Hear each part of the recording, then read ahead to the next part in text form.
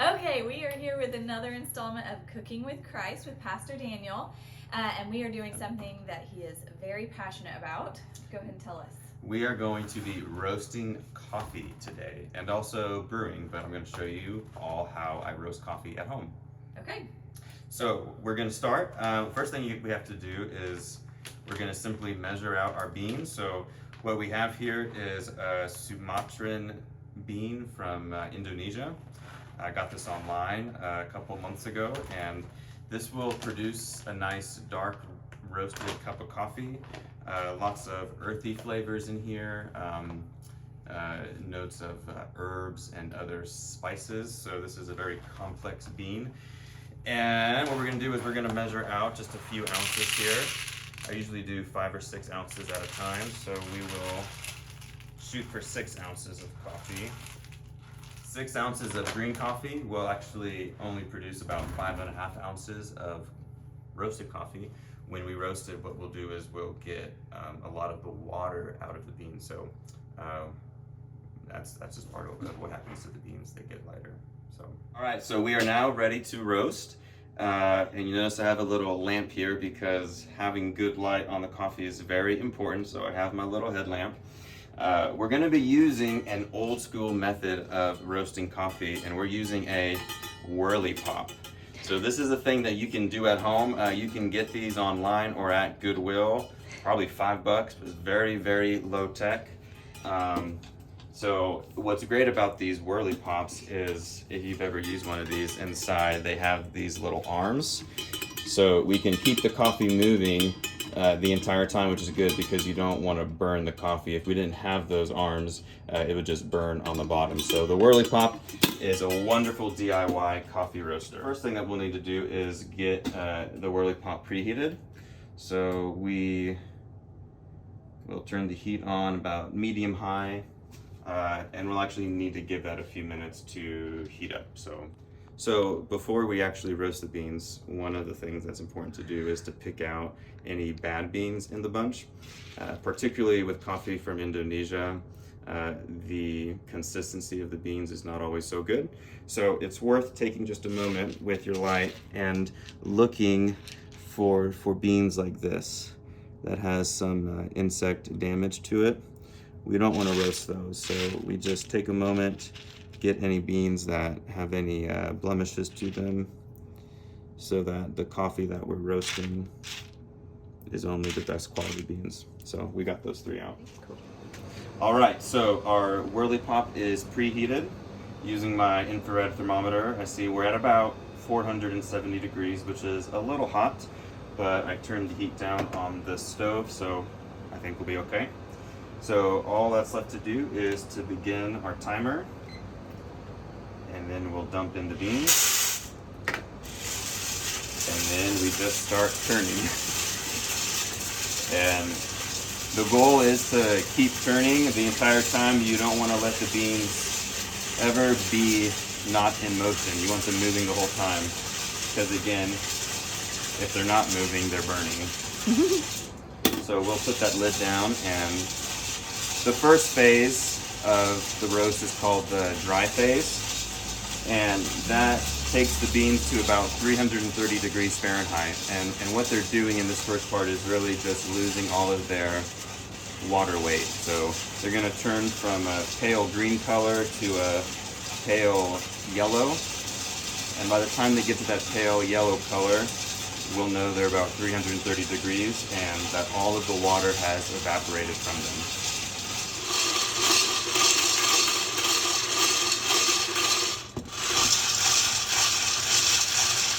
We have some that are green, but some are beginning to get a little toasty color. So, this is interesting.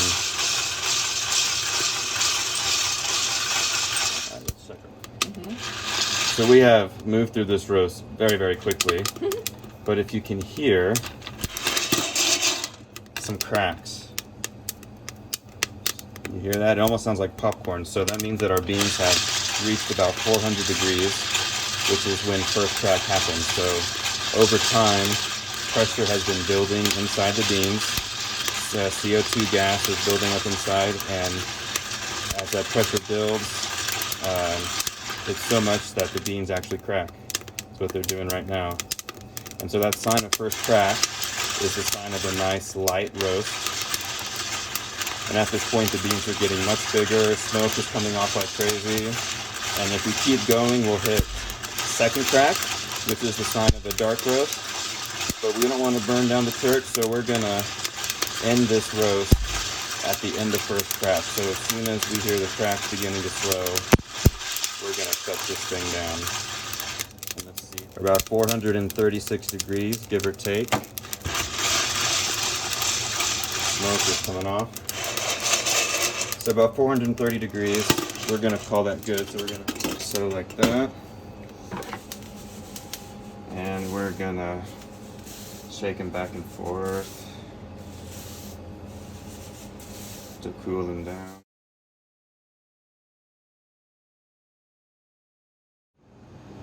All right, friends, so we have our water on the boil. We are almost ready to brew, but I wanted to talk with you just a little bit about the results of our roast. So I have about 20 grams here that we're gonna grind up, but I wanted you to see what we did. So this is a very uneven roast.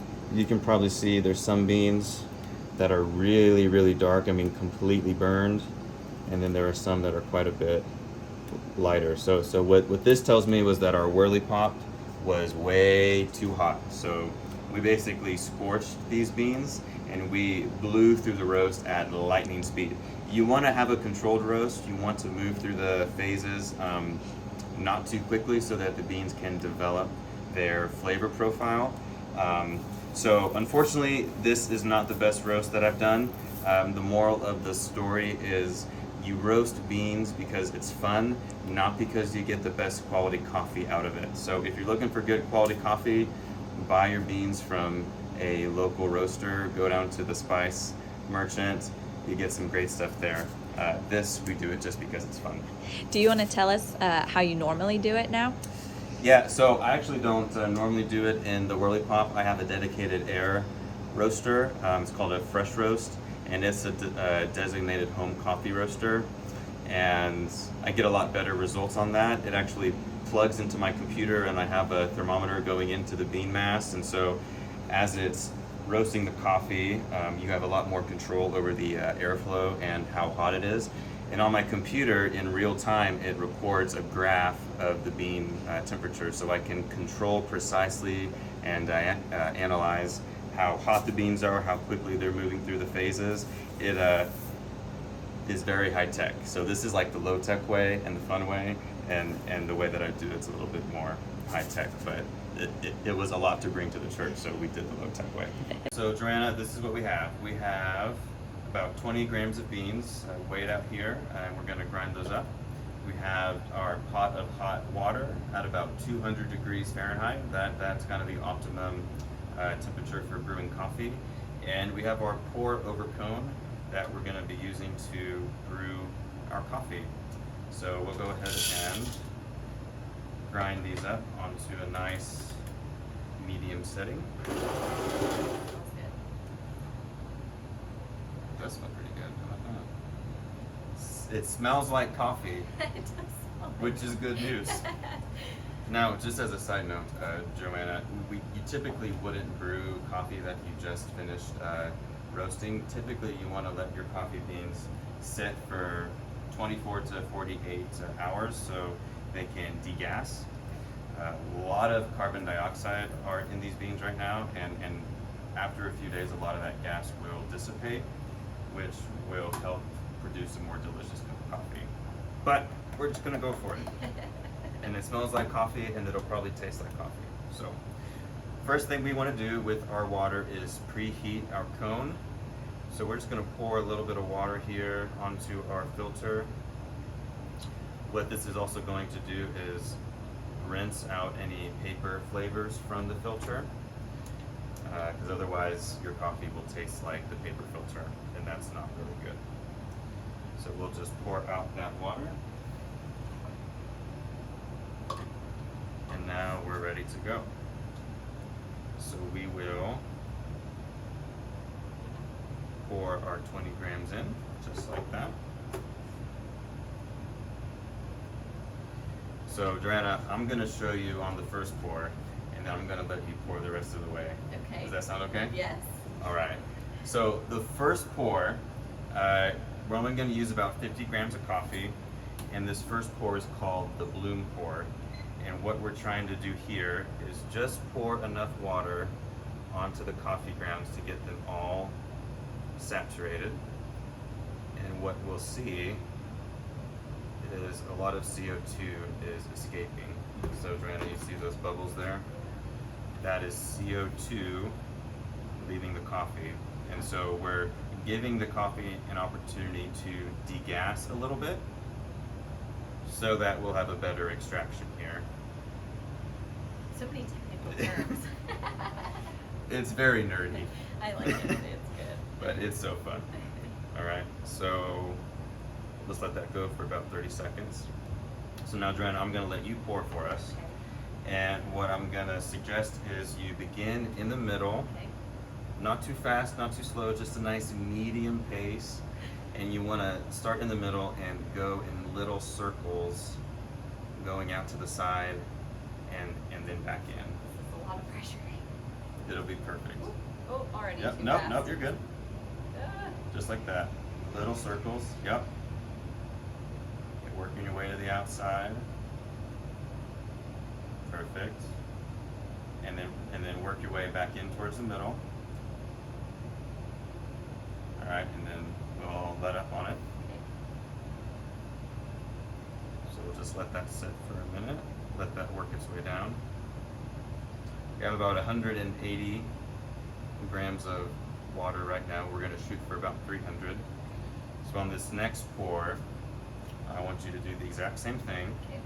And I'm gonna keep an eye on the weight, and when we hit about 300, I'm gonna say stop. Okay. All right, so let's do a second pour. Exact same, beginning in the middle, doing small circles. The goal is to get an even distribution of water over the coffee grounds. Perfect, now work your way back into the middle. And slowly let up, just like that. Ooh. So 302 grams, pretty good, pretty good, pretty good. 302. And then what we'll do is we'll give the coffee just a little spin. What that's gonna do is make the coffee grounds have a nice flat bed so that the water is pouring through those coffee grounds at an even pace. How did you get into coffee so much? So I mean, in grad school I just drank a lot of coffee. And when I moved back to Wichita, it was in the middle of COVID and I needed a new hobby. So I got into brewing my own coffee like we're doing right now because it was fun and I thought it could create a more delicious cup of coffee. At some point in COVID, I thought, hey, it would be fun if I tried to roast my own beans. So I got a whirly pump and really got sucked into just learning about the science and the art and the craft of coffee roasting. And I just kept on doing it. And Okay. it's probably been about two years now, and I'm still trying to learn how to make good coffee. So, like, the coffee that I make is usually not very good, but I have had a few good roasts, so there is hope. And so it's a fairly new hobby for you. then? It's a fairly new hobby, Okay. yeah. It's kind of been my COVID at-home hobby. Yeah, everybody's got to have one, Everyone's right? got to have one. The coffee has now pretty much all left the cone, and you can see we have a pretty nice flat bed, which means that we did a good job of extracting the coffee evenly. If we didn't do the little shake there at the end, it kind of would have looked like a inverted volcano, and all the water would have rushed into the middle, and it wouldn't have tasted very good. So, because it actually smells pretty good. I mean, for as quickly as we went through it, It smells, yeah, it smells like coffee. it smells like coffee, and it kind of has that dark, earthy scent to it. Can you kind of pick up on that? Which again is pretty typical of a Sumatran coffee. Okay. So it's going to be a little bit hot, but we can take our first sip and see what we think.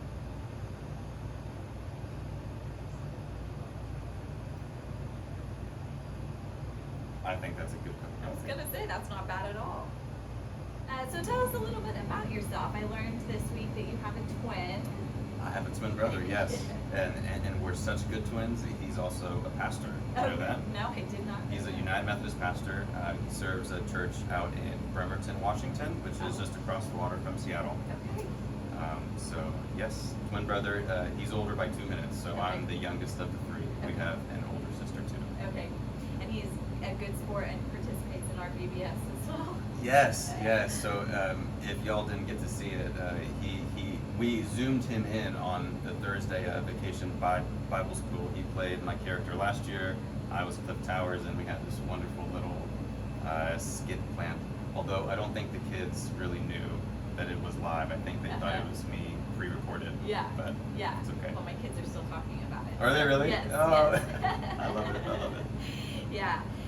So, what else should we know about your family and how you became a pastor? What brought you to that? Led you to that Yeah. calling? So, about my family, you all need to know that I have a perfect niece. Her name is Carpenter. She's about 18 months old, and she just began to walk a few weeks ago. So my sister and her family, they actually moved back to Wichita back in January. So our family has loved having them back and getting to watch her grow up. As far as my call to ministry, I actually first felt a sense of calling when I was 14. Kind of a wild story. It's probably too long to tell, but I feel like God began to work on my heart about that time. Really, that was the time in my life where I began to take my own faith more seriously, and that is what led into ministry for me. But I went to Southwestern College and got my degree in philosophy and religion. I had a wonderful time there, was part of the discipleship program. And honestly, it was only because of so many people. Like, I would need two hands to count the number of people who believed in me, supported me, poured into me, and loved me in that really important time. And believed that God was leading me in this direction, especially when I couldn't. So. Yeah, great. So now we have our this or that questions. So Oh boy, okay. you gotta answer quick. Oh boy, okay. Don't think too much. I will have to try and remember because I don't have my list of questions. So let's see. First one, books or movies? Movies, yes. Okay. I don't take the time to read the books. If they make it into a movie, let's just watch the movie. Letters or emails? Definitely letters. I Okay. love a good handwritten letter. Good. Change the future or change the past? Change the future. We got to learn from the past. Okay. Yeah. Good. Beach or pool? Neither. The mountains. Okay. Yeah. No. Between those two, probably the pool. Okay. I've been badly sunburned too many times to be a beach person. Okay. Summer or winter? Winter. Okay. Yes. Again, sunburn. Yes. I don't agree with the summer. Don't like it. Vampires or zombies? Zombies. Okay. Definitely. Not much into Twilight, so. Okay. Maria also referenced Twilight. I'm on sure that. she did. I'm sure she did. Yes. I'm not sure if she's a Twilight fan, but I could see that. Apples or bananas? So I'm allergic to bananas. Fun Oh. fact, it makes my mouth tingle, so apples. Are you also allergic to avocados? I've heard those No. two things, or latex. No. I've heard those things sometimes go hand in hand, but No, I'm not. That's good. And it's not a bad one. It just makes my throat tingle a little bit, which Okay. kind of is off-putting. yes, So, yeah. And dogs or cats? Definitely dogs. Okay. Definitely dogs. They're all dog people. Hands down. Hands down. Very good. All right. Well, thank you so much for taking this time to teach us about roasting coffee, brewing coffee. It was very informative, and I loved it. So thank you. Thank you, Joanna, for helping me roast and for brewing a cup of coffee with me. I actually think it turned out pretty good. So Yeah. I think we did all right. We did. We did. Of course, like if you don't want to go home and roast your own coffee, my encouragement to you is to buy locally roasted coffee. The Spice Merchant Local Roasters, Reverie Coffee are all three wonderful businesses here in town that will sell you excellent coffee, much better than I can roast. So I encourage you, go and buy some whole beans from them. You will not regret it. That's my sermon. That's awesome. Thank you.